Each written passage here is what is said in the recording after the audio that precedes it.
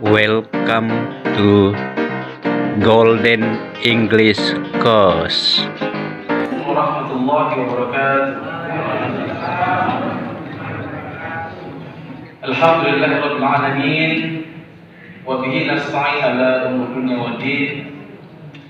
Wassalatu wassalamu ala asyrafil anbiya'i wal mursalin sayyidina Muhammadin wa ala alihi wa sahbihi ajma'in. Rabbi shrah li sadri wa yassir li amri wahlul 'uqdatam min lisani yafqahu qawli. Bapak Ibu jamaah sidang salat Isya yang disyarati oleh Allah Subhanahu wa taala. Setelah kita memuji Allah Subhanahu wa taala dan mengucap alhamdulillah sebagai bukti syukur atas segala nikmat yang telah Allah berikan kepada kita semua, kemudian bersalawat kepada baginda Nabi Allah Nabi Muhammad sallallahu alaihi wasallam. Allahumma shalli wa sallim wa barik alaihi. Pada kesempatan malam kali ini, izinkan saya untuk menyampaikan tema ceramah yang berjudul tentang puasa dan sabar. Tapi untuk awal, kita lebih cenderung untuk sedikit membahas tentang apa itu sabar dan apa pembagiannya. Menurut Ali bin Abi Thalib, as-shaum, puasa itu syatrul sabar. Ini dalam hadis dan ditafsirkan oleh Ali bin Abi Thalib bahwa iman juga adalah sebagian daripada sabar. Jadi tadi saum, puasa adalah bagian daripada sabar, dan hadis yang lain dikatakan adalah sabar itu sebagian dari iman, dan ditafsirkan dan dijelaskan oleh Ali bin Abi Thalib bahwa iman dan sabar itu bagaikan satu tubuh. Kalau kepalanya hilang, otomatis tidak ada guna badannya. Begitupun dengan mikrofon ini. Kalau ada mikrofonnya, ada tiangnya, ada kabelnya, tapi kalau tidak ada listriknya, sama saja. Maka begitupun dengan hadis Rasulullah SAW. Kalau orang berpuasa tanpa memasukkan kesabaran dalam puasanya, atau tanpa ada iman dalam puasanya, maka dia hanya akan mendapatkan haus dan lapar saja. Jemaah sekalian dirahmati Allah Subhanahu wa taala. Dan apa itu sabar? Secara bahasa, sabar itu dimulai dengan 3 suku kata. Shad, ba, dan ra. Kalau dengan kalimat itu sabar dengan kata tersebut. Apa maknanya secara istilah? Sabar itu artinya mencegah, menahan, dan tabah. Apa maksudnya jemaah sekalian? Artinya mencegah lisan kita itu berkeluh kesah, mengeluh dengan segala macam persoalan yang kita hadapi. Sesungguhnya innal insan khuliqa halu'a. Sesungguhnya manusia itu pada dasarnya karakternya suka mengeluh, suka berkeluh kesah. Ini yang ditahan. Yang kedua, menahan anggota tubuh daripada perbuatan atau tingkah laku yang di luar batas kendali manusia itu sendiri.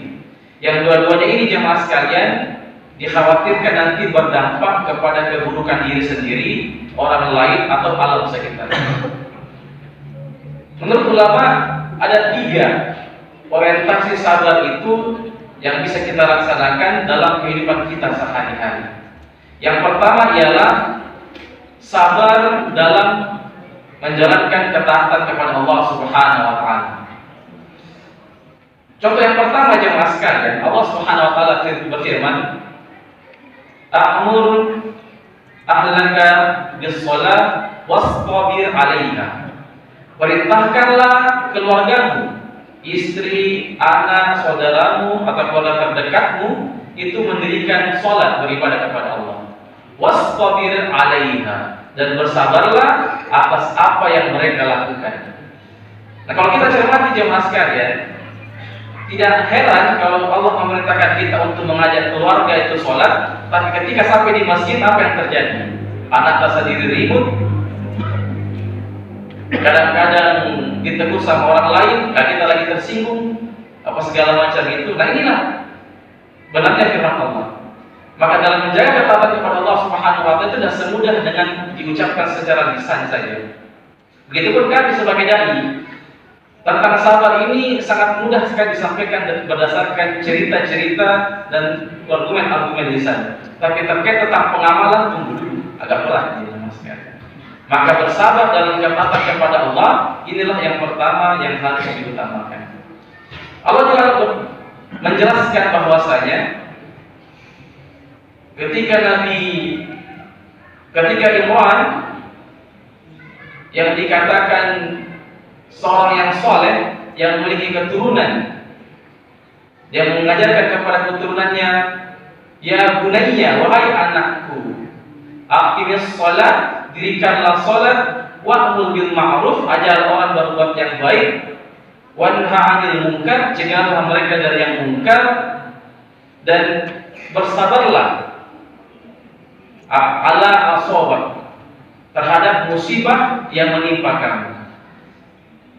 Kita ketahui jemaah sekalian, kalau kita contoh lagi yang lebih jelas lagi, sebagaimana ketaatan Rasulullah Shallallahu Alaihi Wasallam. Ketaatan Rasulullah kepada Allah Subhanahu Wa Taala, kalau kita kontekskan, sebagaimana ketika Nabi Muhammad Shallallahu Alaihi Wasallam berdakwah di Taif. Beliau seorang nabi, dapat wahyu dari Allah Subhanahu Wa Taala, berbincang-bincang dengan malaikat. Tapi ketika dia berdakwah ke Taif, apa yang terjadi? Maka orang Taif, mulai dari orang tua, anak muda, sampai anak-anak, mengambil kerikil, melempar Nabi Muhammad SAW sampai berdarah kakinya. Dan apa yang terjadi? Apakah Rasulullah SAW mengumpat, marah, atau mengamuk? Dalam sejarah dikatakan malah sebaliknya jemaah sekalian, ketika malaikat mengatakan, bagaimana ya Nabi? Kita banting saja ini Taif, karena sudah kurang ajar masyarakatnya. Apa yang dikatakan Nabi sederhana, ya kita berdoa saja semoga generasi setelahnya menjadi generasi-generasi yang bertakwa kepada Allah. Dan itu kejadian betul di masa hari ini. Taif adalah daerah yang dimana penduduknya bertakwa kepada Allah Subhanahu Wa Taala. Dan di sana mayoritas para thalibul ilm bertempat tinggal. Dan yang kedua contohnya jemaah sekalian, kalau kita lihat ketaatannya Uwais Al-Qarni dengan menjaga ibunya. Sampai-sampai apa jemaah sekalian? Allah menghadiahkan Uwais Al-Qarni itu dengan ketabahannya, dengan doa yang mustajab, dan dengan jasadnya diurusi oleh para malaikat. Maka dari itu jemaah sekalian, semoga pribadi kita ini dikuatkan oleh Allah Subhanahu Wa Taala. Yang pertama dalam persoalan sabar dalam menjaga ketaatan kepada Allah Subhanahu Wa Taala. Yang kedua jemaah sekalian, sabar dalam persoalan mencegah tubuh ini untuk bermaksiat kepada Allah Subhanahu Wa Taala. Kalau kita belajar dari kisah Nabi Yusuf alaihissalam, Zulaikha mengatakan, wa ma ubaridun nas inna nafsa la'amaratu bis-su'. Ketika Zulaikha menjelaskan tentang dirinya waktu dia menggoda Nabi Yusuf alaihissalam, dan ketika itu jemaah sekalian, Nabi Yusuf alaihissalam dimasukkan oleh Zulaikha ke dalam kamar dan tinggal mereka berdua. Kemudian kamar tersebut dikunci oleh Zulaikha, disembunyikan kuncinya, dan Zulaikha yang notabene adalah istri sang Aziz, waktu itu penguasa. Dia cantik jelita, kulitnya mulus, berdarah biru, dan memiliki harta yang luar biasa. Apa yang terjadi jemaah sekalian? Ketika Nabi Yusuf ini adalah seorang musafir yang jauh dari kampungnya, kemudian dibukakan pakaian oleh Zulaikha, dan tanpa tertinggal sehelai benang pun, dan tinggal mereka berdua. Namun apa yang dikatakan oleh Nabi Yusuf alaihissalam? Inni akhafullah. Maka inilah yang diabadikan oleh hadis juga, sehingga Allah memberikan kepadanya hadiah bagi laki-laki yang mendapatkan syafaat di padang mahsyar kelak, yang dikatakan sab'atun yudhilluhumullahu fi dhillihi yawma la dhilla illa dhilluh, yang dimana nanti tidak ada lagi penolong selain Allah. Yang ditolong itu adalah rajulun ja'askum mur'ah la tumunsikin wa jamal faqad ini akhafullah. Laki-laki yang diajak oleh perempuan yang cantik jelita berdarah biru untuk bermaksiat kepada Allah, tapi mengatakan ini akhafullah. Kita ketahui jemaah sekalian, Allah telah menitipkan kepada kita kecenderungan zuyyina linnas hubbus syahwati minan nisa wal banin wal qanatiril muqantarati minadh dhahabi wal fiddah. Telah dijadikan terasa indah pada pandangan manusia. Jadi memang kita sangat suka sekali. Yang pertama lawan jenis. Maka tidak heran laki-laki pasti suka sama perempuan, dan perempuan juga pasti suka sama laki-laki. Yang jadi anehnya sekarang, kenapa ada laki-laki suka sama laki-laki? Padahal Allah menciptakan Adam dan Hawa, bukan Adam dan Asep. Seperti itu. Dan sekarang ada perempuan suka dengan perempuan. Ini keluar daripada fitrah.